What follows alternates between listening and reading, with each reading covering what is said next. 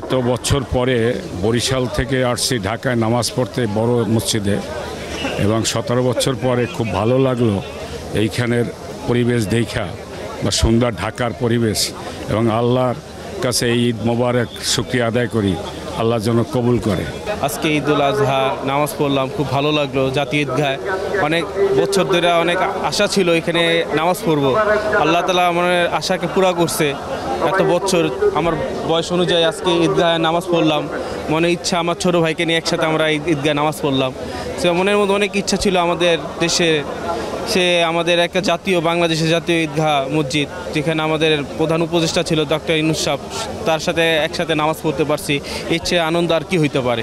সব মিলে আমাদের দেশের পরিবেশও সুন্দর, আমার ঈদের যে সুন্দর একটা আয়োজন, পরিবেশ খুবই সুন্দর, নিরাপত্তাভাবে মানুষ চলতেছে, নিরাপদভাবে আসতেছে, পথে কোনো যানজট নাই এবং কোনো সমস্যা হচ্ছে না। আশা করি এভাবে আমাদের ঈদ সুন্দরভাবে যায়। ঈদ মোবারক সবাইকে। সব সময় পড়া হয় না, সবসময় এমনি মসজিদে পড়া হয়, কিন্তু এবার প্রথমবার আমরা জাতীয় ঈদগাহ পড়েছি। এবার প্রথমবার পড়ে অনেক ভালো লাগছে। সব সময় মসজিদে পড়া হয়, প্রথমবার ঈদগাহে পড়লাম, অনেক ভালো লাগছে।